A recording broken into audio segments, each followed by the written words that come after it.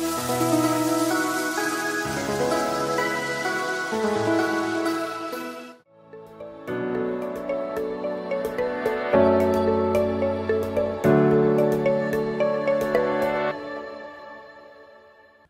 Jemaat Tuhan, senang sekali boleh berjumpa kembali dalam Renungan Kingdom Devotion hari ini.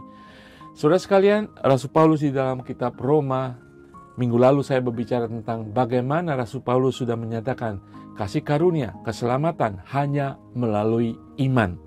Dan kasih karunia itu membawa kita berubah dari anak dunia menjadi anak manusia yang dikuasai kegelapan menjadi anak terang. Nah, saudara sekalian, kemudian di pasal ketiga ini selanjutnya Rasul Paulus ingin menjelaskan lebih dalam lagi apa itu kasih karunia. Dan hari ini kita akan baca dari pasal ketiga ayat 25 dan 26. Firman Tuhan mengatakan demikian di ayat 25. Kristus Yesus telah ditentukan Allah menjadi jalan pendamaian karena iman dalam darahnya. Hal ini dibuatnya untuk menunjukkan keadilannya karena Ia, Allah, telah membiarkan dosa-dosa yang telah terjadi dahulu pada masa kesabarannya.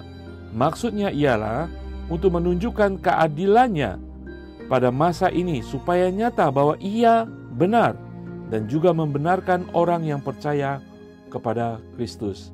Pada ayat ini Rasul Paulus ingin menjelaskan kasih karunia, proses ketika kita sudah menerima kasih karunia dimulai dengan pendamaian antara manusia dengan penciptanya. Pendamaian itu harus dilakukan terlebih dahulu untuk memulihkan hubungan, untuk terjadi sesuatu yang mengubahkan hidup kita. Dan melalui Kristus ini pendamaian terjadi. Jadi pendamaian adalah konsep teologis bagi orang Kristen di mana kita berdamai dengan Tuhan. Sebelumnya kita jauh dari Tuhan karena dosa manusia, dosa Adam yang melekat pada umat manusia. Kita, dikatakan firman Tuhan, adalah aliens, asing di hadapan Tuhan karena dosanya manusia. Kita sudah terpisah dan Tuhan tidak menganggap kita kudus di hadapannya. Tetapi disinilah ketika Allah mengirimkan anak yang tunggal menjadi juru damai bagi kita. Dia pertama adalah agen perdamaian buat kita. Saudara sekalian, ketika terjadi konflik antara bangsa dan bangsa, harus terjadi perdamaian, kemudian hidup di dalam damai, dan kemudian terjadi ketentraman, kesejahteraan, dan perkembangan ekonomi. Biasanya juga ada pihak ketiga yang menjadi pendamai atau juru damai. Yesus datang ke dunia, Allah menjadi manusia, menjadi alat pendamaian antara Allah yang maha kuasa, maha kudus, maha benar dengan manusia yang berdosa oleh iman. Jadi pendamaian ini melalui iman. Artinya apa, saudara? Bahwa pendamaian terbuka bagi manusia. Tuhan memberikan pendamaian ini dan inginkan perdamaian dengan manusia. Tetapi itu tergantung kepada manusia. Hanya melalui iman, percaya kepada Yesus, Sang Juru Damai itu, kita diperdamaikan dengan pencipta kita. Nah, tidak hanya melalui iman, ingat, pendamaian ini melalui darah Kristus.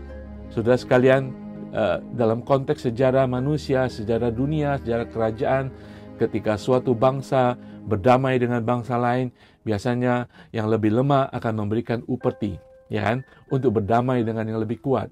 Di sini Allah sendiri menyediakan darah Kristus sebagai darah penyucian kita, pendamaian kita dengan Tuhan. Di dalam Yesaya pasal ke-9 ayat 5 mengatakan, sebab seorang anak telah lahir untuk kita, seorang putra telah diberikan untuk kita.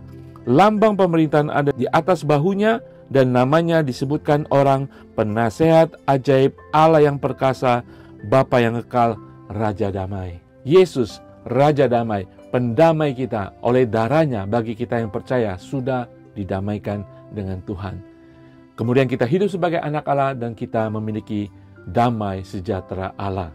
Nah, saudara sekalian, pendamaian kita dengan Allah pencipta itu adalah proses ketika pemulihan hubungan terjadi, ketika penghapusan dosa terjadi, keselamatan diberikan dan menjadi anak Allah selama-lamanya.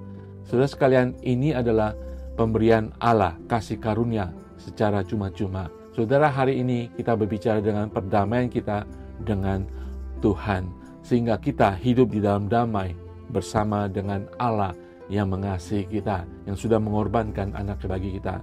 Natal berbicara tentang Raja Damai ke dunia ini.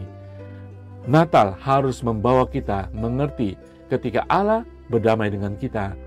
Perenungannya adalah apakah kita berdamai dengan sesama kita? Apakah kita juga berdamai dengan jemaat Tuhan di gereja dimanapun kita berada? Apakah kita berdamai dengan keluarga kita? Allah sendiri ingin berdamai dengan kita. Mari kita yang sudah menerima damai Tuhan, kita mau berdamai dengan orang-orang sekalipun orang itu bersalah kepada kita. Seperti kita bersalah kepada Tuhan, Tuhan ingin berdamai dengan kita, memberikan yang terbaik dari surga kepada kita, Natal bagi kita.